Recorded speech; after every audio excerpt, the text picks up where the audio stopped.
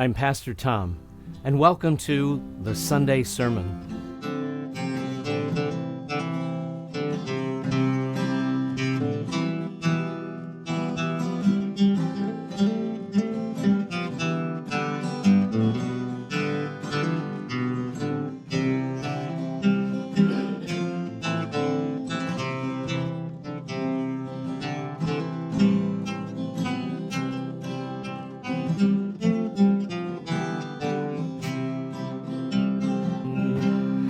Rest in me whenever storm clouds gather.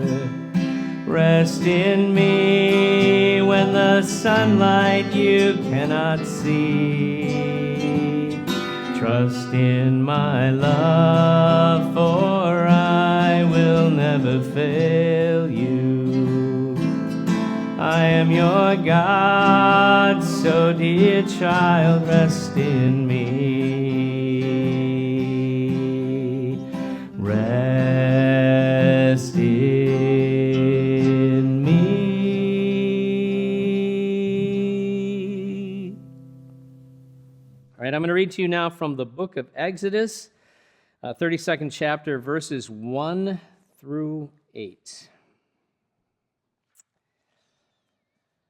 Now, when the people saw that Moses was delayed in coming down from the mountain, they assembled around Aaron, and they said to him, "Come, make us a god who will go before us.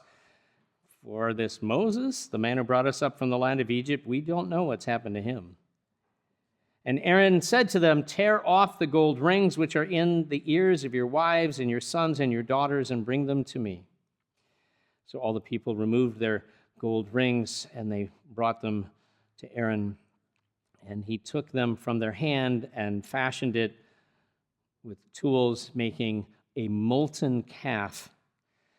And they said, "This is your God, O Israel, who brought you up from the land of Egypt." And Aaron, seeing how they responded, built an altar before it, and Aaron made a proclamation and said, "Tomorrow shall be a feast to Adonai." So the next day they rose early, offered burnt offerings, brought peace offerings, and then the people sat down to eat and to drink and rose up to play.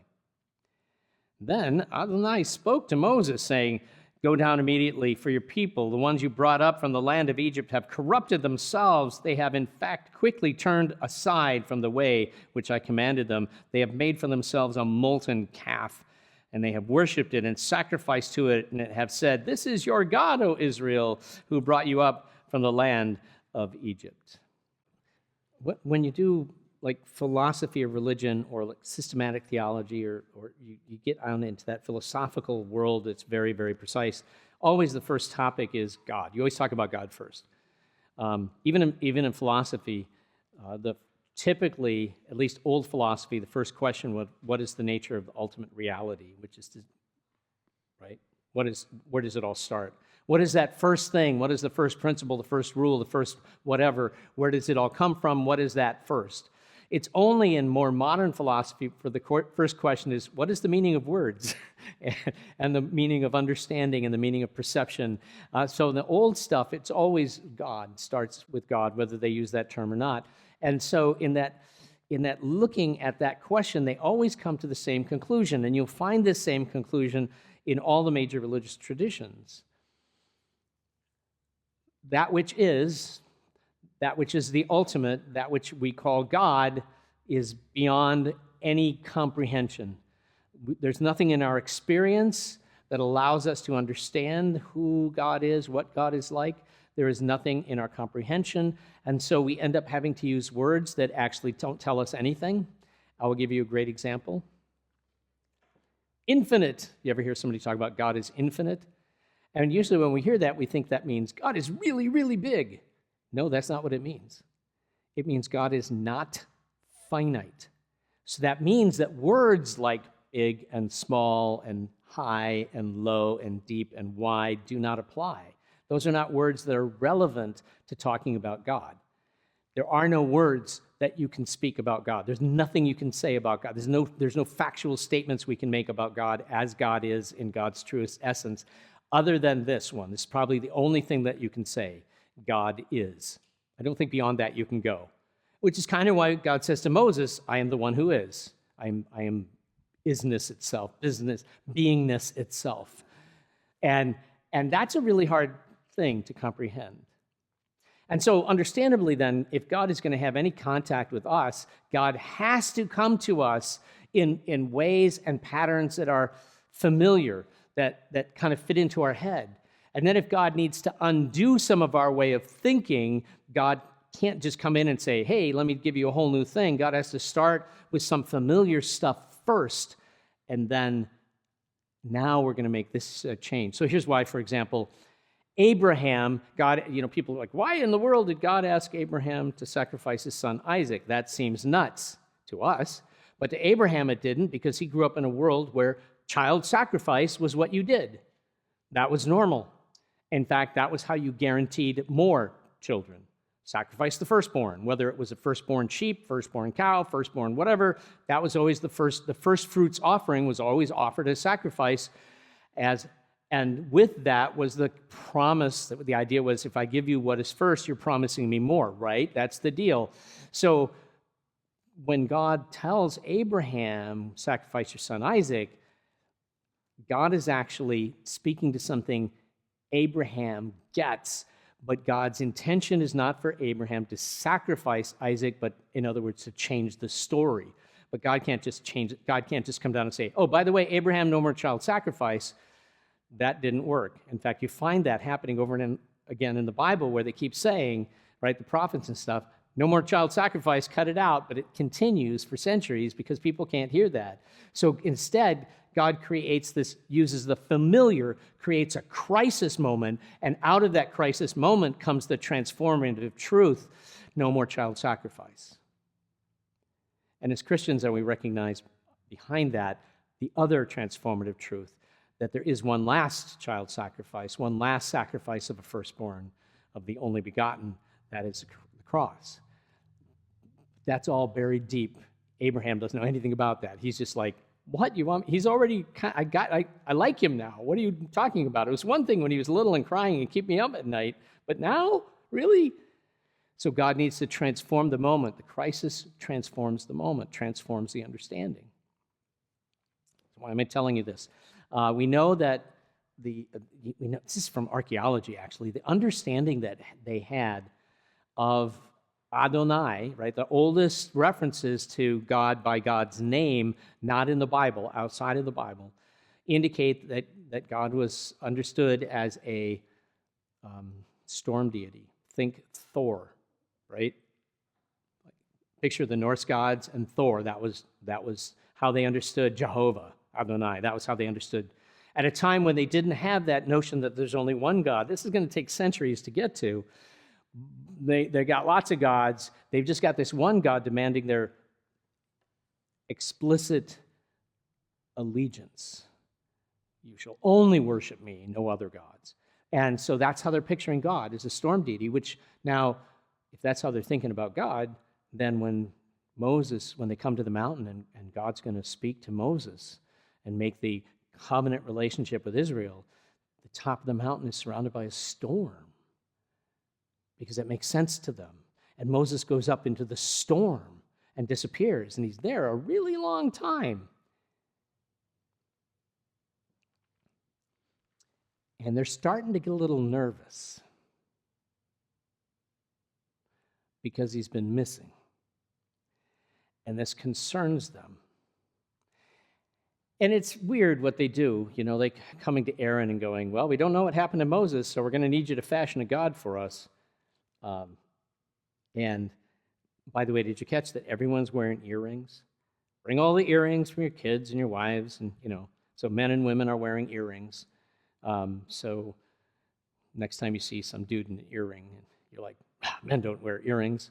Well, yeah, they did, right? It's only whatever is contemporary fashion.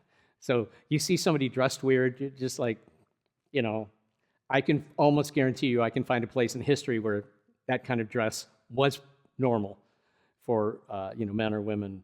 You just have to find the right time period, or culture, and you'd be like, yeah, nothing new under the sun, folks. So you just kind of just chill on all of that. But they had earrings, they bring the gold, and the text is explicit. You heard molten calf. We say golden calf, right? That's how we think about it because of what it's made of. But molten calf indicates the process by which it is made. In other words, it's cast. So the engraving, the tools that Aaron uses are to shape a calf cast, and then they pour the molten gold into the cast. And that's how they end up with this idol to worship. And he brings it out. He's like, how did I do? Their response is, this is our God, O Israel. Here's your God. Here's your God, O Israel, who brought you up from the land of Egypt. And Aaron goes, I guess we're worshiping this thing now. So he builds the altar and announces the feast day. And they have a big feast and get a little out of control.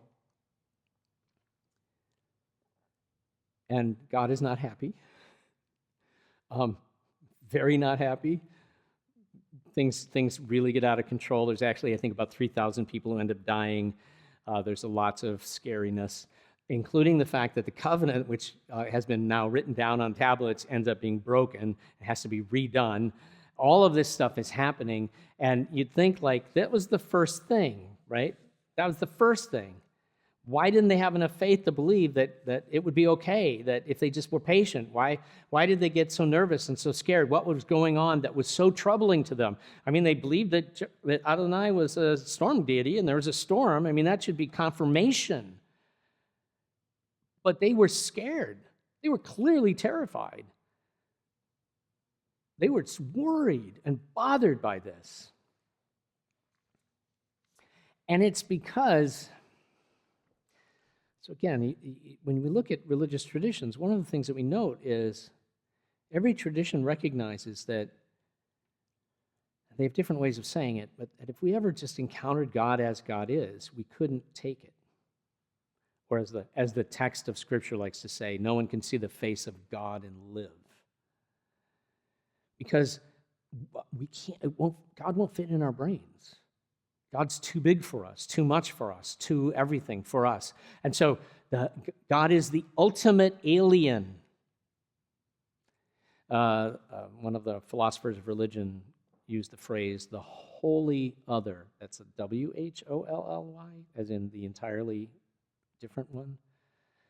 So that becomes a problem for you and me and for everybody else because we have a built-in natural fear of the strange and unfamiliar, right? I mean, like, somebody ever offer you food you've never eaten before, and you're like, no, I don't think so? I remember the first time I ate sushi, I'm like, but it's not cooked, you know? Now I think sushi is delicious, but it took a while. You kind of had to work into it. I was in Oman once, and part of eating, they prepared a special goat, and we were eating, and sadly, the first thing they did was gave me the special guest, the liver. I hate liver. But it was when there's only one, right? Special guest gets it. But guess what part I couldn't eat? Apparently, it's the delicacy and you must eat. It's a big deal to eat the brain. I couldn't go there. I just couldn't. I wanted to be a good guest, but I couldn't go there. Just couldn't. Why? Because I've never eaten brain before. Now, the Omanis are like, ooh, this is delicious. We get the best part. I'm like, oh, God, please spare me. So we have this natural fear of that strange and unknown. And that's part of why we have that concern about strangers, about people who don't speak our languages, about people who look different than us, who dress differently than us. We have this natural, like, what's really going on there?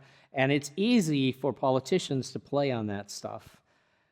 Which they do constantly. Because anyone who's seeking power knows that one of the easiest ways to get people to support you is to tell them that the problems in their world are somebody else who looks different, talks different, has a different ethnic background or a different color skin or something. And that's what Pharaoh did. Remember, that's how Pharaoh managed at what was happening in Egypt. He just blamed everything on the Jews. Well, at that time we wouldn't have used that term, but the Israelite slaves, he said it was their fault. They came up with the solution, the final solution, not really that much different than the Nazis did, and they tried to work them to death. That was sort of the thinking, that we'll blame them, and then we can get away with anything we want. Anyone seeking power does that. You can just recognize it whenever it happens. Anywhere in the world, you see somebody pointing a finger and making a big deal about some other group, especially a small group that is in any way distinctive and you can point at easily and hate easily, then the people saying that, they're seeking power. And they may clothe it in patriotism, they may clothe it in religion, they may clothe it in holiness, but it's all about power. Just know that. Keep that in your mind. It's like a little hook.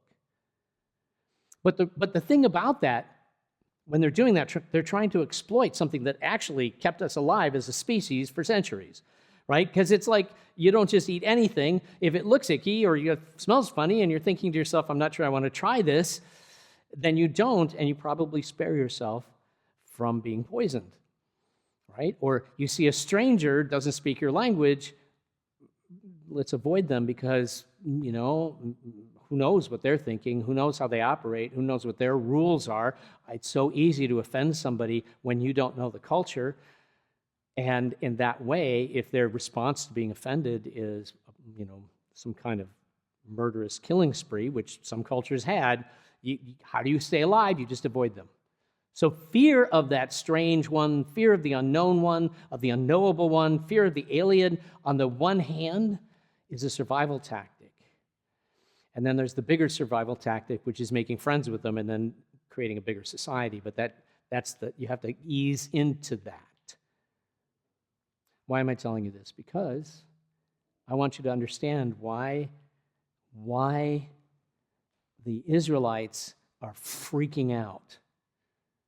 The storm, it's a storm deity. It's a storm. What's the big deal? There's something which is categorically different about the storm at the top of the mountain. Part of their brain can say, it's just a storm. After all, it's a storm deity, just like we expect. But there's something else going on, something about the duration of the storm, something about the quality of the storm, something about, I'll use a later word, it's called Shekinah. It's the glory of God manifesting within the storm that is throwing them off and is bothering them, and it continues to bother them. It's a little bit, and as the days go on, it bothers them more and more, and so they're going to seek refuge from that, and their solution is to build a God big enough for their minds to handle.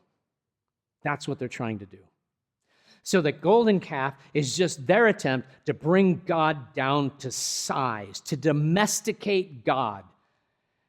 And isn't that what we do anyway? Isn't that what we want to do? Isn't that why certain churches do really well, but you listen to what they're saying, and it's like, have you really said anything? Have you challenged anybody? Have you really spoken gospel, or have you just told everybody something they want to hear? A domesticated God who pats us on the head and says, oh, it's okay. A domesticated God who is maybe fierce to our enemies, but licks our face and nuzzles our chins, and who does what we want. That kind of deity, that's what they're trying to create. They want that. We want that. We want a God who we can understand, a God who we can influence, control, manipulate, a God who will not do anything that throws us off, that surprises or startles us, a God who will not terrify us. I'm fascinated by, in the Gospel of Mark, the theme of terror is a really significant theme. And if you were just to go read the Gospel of Mark and look for the word fear in some form or another, the underlying word in Greek is phobeo, which we get the word phobia from, and a better translation than fear, I think, is terror. If you start reading, you'll see the fear showing up. That word shows up a lot. In fact, it's how the gospel ends. It ends with the phrase, "For they were afraid." That's how the gospel ends. For they were terrified, right? But all the way through, that word shows up in the weirdest places. Jesus will do a miracle. The disciples they're on a boat, and the storm comes, and Jesus is sleeping, and they're going to die. Now, you'd think if they're worried about dying, that you would describe them as being afraid, but the Mark doesn't do that. But they wake Jesus up. He was taking a nap. He says, "Don't you care we're going to die?" And Jesus stands up and he speaks to the storm, calm, be still. And everything stops instantly. And the disciples look at one another, who is this that even the wind and the waves obey him? And then it says these words, and they were terrified. Not of dying. I mean, they were, but Mark doesn't emphasize that. They were terrified of Jesus. Jesus heals a man, casts out demons. This guy had been a scourge in that area for a long time. People had tried to control this demoniac. They hadn't been able to. Jesus cures him. People come, they're terrified of Jesus and ask him to leave. And this occurs again and again and again. The word terror always following the manifestation of the actual power of God, that Jesus is not just some other prophet out there, just not some other, like make me feel good preacher traveling around. Jesus is making a claim that is so powerful and that it is terrifying. Terrifying. And so what does the scriptures tell us? The fear of God is the beginning of wisdom. How about this? Because we always go, yeah, reverence and awe. How about terror? The terror of God. Being terrified by God is the beginning of wisdom. That's an interesting and troubling concept. But God is just that big. God is just that much. And by the way, on the other side of this conversation about God and God's deep nature is a conversation that you'll hear later, not next week, but probably as we get near Christmas, about the other half of that story, about how God's going to answer the problem of how terrifying God is in God's own self. But we'll come to that on another day. For today, this is what the Israelites are dealing with. They are terrified of God, and they need to domesticate God and bring God down to size and make God some God that they can manage and who doesn't bother them too much. I had a meeting with somebody in a coffee shop. Pastors often have meetings in coffee shops and restaurants. I guess that's what we do. This was a meeting in a coffee shop. They actually had OK tea, so I wasn't, too disappointed. But this coffee shop was kind of sort of a reading room coffee shop. Their thing was how those little libraries, you sometimes see a little box library on a corner or in front of somebody's yard or something. And you just go and take a book and put another one in there, whatever. The whole coffee shop was kind of like this. And on the wall, someone had painted these beautiful, large, mural-like paintings of the covers of different books. And one of the books was C.S. Lewis, The Chronicles of Narnia. And they had painted in the picture my favorite line from the Chronicles of Narnia. He is not a tame lion. Can you find the prayer of response? And please stand as we pray together. Lord, I want a religion I can handle, a belief I can touch, a God I can comprehend. I want to reduce you to a size that reassures and comforts, but doesn't baffle, challenge, or terrify. I confess it, I want the golden calf, the God I can see, the God of precious metal, obvious value, a thing of concrete, opaque reality with limits and boundaries. Instead, I have you, wild, unbound, eternal, invisible, limitless, compelling, and frightening. And so I am left with only this choice. Do I reach out in faith, groping in the darkness of my feeble understanding to grasp one beyond all comprehension, or do I settle for a safe, easily domesticated deity? O Lord, despite my fears, I reach for you. Amen. We'd love to have you join us for in-person worship Sunday morning at 8:30 at Christ United Methodist, or Sunday morning at 10:15 at Stanton United Methodist. And if Sunday morning is not your jam, join us Monday night, 6 o'clock at Christ United Methodist for Pizza Church. It's church, and then we eat pizza. Until next time, may the Lord God bless you and keep you. May the face of the Almighty be upon you, and may God grant you peace. needed time, yeah, now is my needed time.